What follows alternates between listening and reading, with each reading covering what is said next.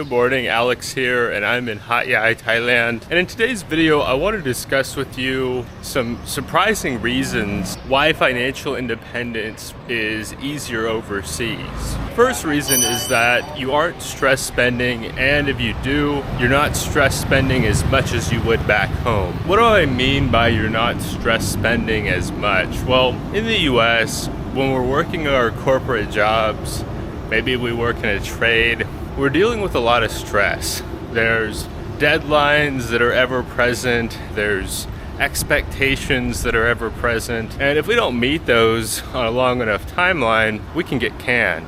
So we feel like in the short term, we're constantly sacrificing today for tomorrow. We have this tendency to want to let off steam. It makes sense. I've had stressful sales jobs. It's very common for salespeople to engage in unhealthy activities to deal with the stress of trying to meet deadlines and trying to do everything that we can to land the sale. We tend to want to reward ourselves, at least if you're anything like me, by blowing off steam and spending money on different things to take our minds off the stress. I know some people like to go to the bar, some people like to travel in country, sometimes do staycations. The problem with this is that it can set us back from our financial goals. I've heard of some people saying, oh, I always try to convince my new sales reps they need to go buy a fancy car so that they're more motivated to go sell. The problem with that is if we're working toward financial independence, we have to be especially careful about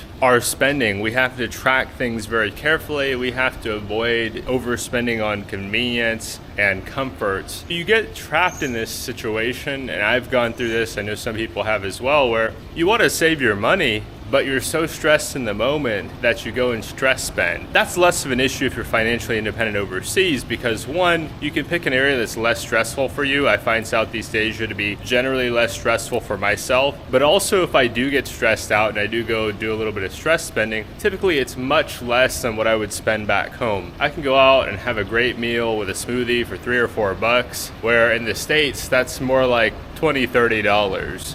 Maybe more depending on where you are, like if you're in a Manhattan, would certainly be around that of San Francisco. I might even be lowballing it. Last time I went to Jamba Juice in SF, it was $11. If I want to go to a movie here in Thailand, it's $4 for a ticket for me. If I wanted to take a date, it'd be $8, maybe $10 if I was in a hot area of Bangkok. Smoothies and nice meals are small when you compare this to the ball and chain that is having a big car payment or a big house payment. People get into these status games where they're trying to show off, oh, look at this success, but what they're trading for that is they're trading their freedom, they're trading their personal time, and I think that's what people who are pursuing FI are really looking to attain, is control over their time. Number two is that you aren't as affected by advertising, if at all, if you can't speak the language. This is something that I picked up from one of Brett Dev's videos. If you haven't checked him out, I recommend it. And I wanted to expand on his thoughts about this, or his statement on this. When I am walking around here in Thailand, I do see advertisements. I do see ads for different things, but I have no idea what they're trying to advertise. I don't know what they're trying to sell, unless it's obvious, like it's a McDonald's ad, where I'm familiar with McDonald's from growing up back in the West. And I have no idea what they're trying to sell. I can't really dig into it. When I think of advertising in the West, I think of ads that I do know what they are trying to sell, and they're often trying to play on an insecurity, something that we don't like about ourselves, making us feel like we're inadequate if we don't purchase a certain product. To feel whole or to feel complete, we need to consume. And this is especially true in a consumer-driven economy like the United States. If you don't buy this car, you're a nobody. If you don't buy this food, you're gonna be alone. Like, that's one of the things that ads seem to prey on a lot in the West, is people's feelings of loneliness. Hey, if you spend money, you're not gonna be lonely. I don't have that experience here in Thailand. I have no idea what most of the ads are saying. I have no idea what they're talking about. I'm not gonna comment on whether they're good or bad, rather that they just don't affect me. I can't read Thai. Even after going on close to 9 months here in Thailand, I still can't read Thai any more than I could when I first got here. I've taken classes, I've tried to learn. It's just not clicking for me. It's just so far from what I'm used to. Being in my early 30s, it's harder for me to learn. Like, if I came here 10 years ago, I'd probably have an easier time learning it. Of course, the other factor is the pharmaceutical ads. America is one of two countries, the other being New Zealand, that allows for companies to advertise pharmaceuticals. And these are some of the largest advertisers in the United States. They have some of the largest ad budgets. So if you're somebody that struggled with mental health, these pharmaceutical companies will target you. They will put ads up, they will run ads. They get all kinds of data on consumers. They're able to push this stuff on you. That kind of thing is not legal here in Thailand. I don't see pharmaceutical ads here. It's actually against the law. Pharmaceuticals, similar to software in the US, have a high markup. It's a very high margin business. It's kind of this cycle where they make a lot of money, then in turn they can spend a lot on advertising. And I really like that it's not allowed here in Thailand to advertise those things, to make people feel just taking a pill is going to fix their problems. This is not medical advice. I'm not suggesting you should or shouldn't take medication, but I suggest you speak to a licensed doctor in your country. Number 3 is that you can opt to spend less in terms of taxes or taxation. If I look at a place like California, I know some people say, oh, California has got such high taxes. Regardless of where you live in the United States, you're paying federal income tax. That federal income tax applies regardless of local taxes. So you're not getting this magic tax-free situation by moving to a red state. I really don't like that line of thinking. And so anyway, you can opt out of certain kinds of taxes or pay less in taxes. Even in the US, let's just talk about outside California because that's going to be helpful. You still have sales tax. Where I'm from in Tennessee, you've got like a 10% sales tax. And so everything you buy, you're going to pay an additional 10%. That would be fine if the prices were low, but the prices aren't particularly low, especially not recently in Tennessee where things have become a lot more expensive and nobody believes the prices are coming down. Not just that, you also have to pay vehicle taxes, you have to pay registration taxes. In effect, you're paying property taxes if you're a renter. You're not going to see it, where it's almost like they don't want you to know how much taxes you're paying. I'm not an accountant. I recommend talking to an accountant if you have specific tax questions, but dividends are taxed at a lower rate than you would from earned income. In fact, the people who are most heavily taxed are high earners in the US. People who earn a lot from a salary are paying the most taxes. Business owners are actually paying much lower rates. So if you pivot to where you're living from investment income, real estate income, you're going to pay less taxes on what you bring in. And then if you go to a cheaper country, you're going to pay less on what's going out.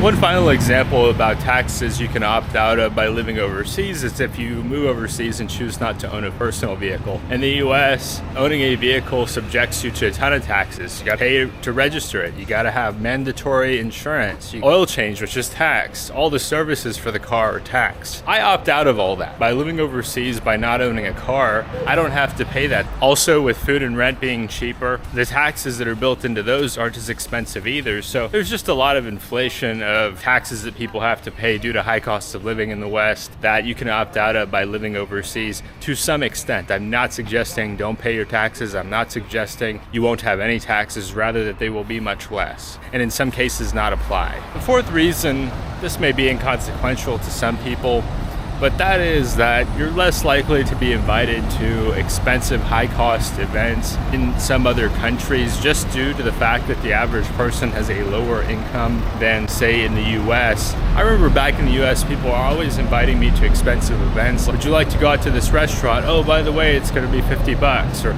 oh, hey, I want you to go with me to the concert. By the way, $100. That kind of thing doesn't happen over here. My friends over here always kind of warn me or let me know, hey, in Thailand, for us locals, this thing is going to be free or cheap. For you, it's going to cost like $20-30. Is that something you're open to? If not, that's okay. But in the US, there's an expectation that you have money, and not only that, but that if you want to have a social life, you'll also be willing to spend money. So it's just really expensive to have an enjoyable life in the West. Over here, socially speaking, you're not going to feel excluded if you're not looking to go spend a lot of money. There's this general attitude back home that if you don't spend a lot of money, then you must be poor or you must not value your friendship. That's something that's not an issue here. If I want to just have a cheap month and not spend a lot, that's very doable here. Back home, that's going to be a real lonely month. I can pick up the phone and call people, but most people don't want to talk on the phone. So yeah, you just generally feel excluded after a while. Some people would say my real friends will be willing to be friends with me regardless of my station in life. People want to be around people that are like them.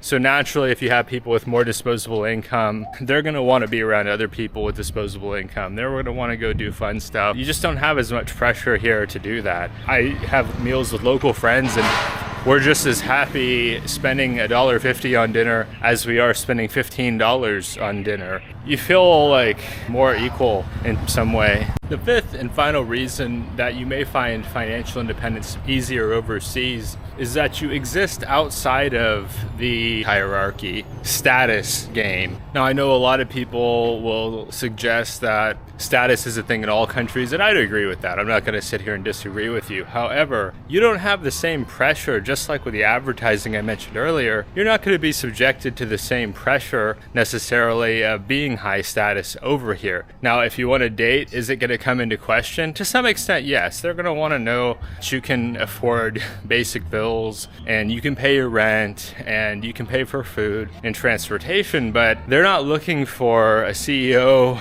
or an actor. As a foreigner, you just don't really fit in neatly into the hierarchy. Will there be presumption about your economics? Sure, there will be some. People know international flights ain't cheap. Paying for a lifestyle when you don't have a job overseas is also not cheap. There's going to be some level of assumption, but it's not to the same extent where in America, you go out on a date, one of the first questions you're going to get asked is, what do you do for a living? I mean, even women that I've had short flings with, I run into them a few years later, they're not asking, how are you doing? Or what have you been up to? No, like, what are you doing for work? How are you making money? They make a determination based on that answer as to whether or not they want to have anything to do with you. In my opinion, sales, my career path, is not the most high status or luxurious sounding position, but that's totally fine to a lot of the women I've dated in Thailand and in other Southeast Asian countries. Like, oh wow, you're gainfully employed and you earn a decent income. And I know some of that, of course, is that I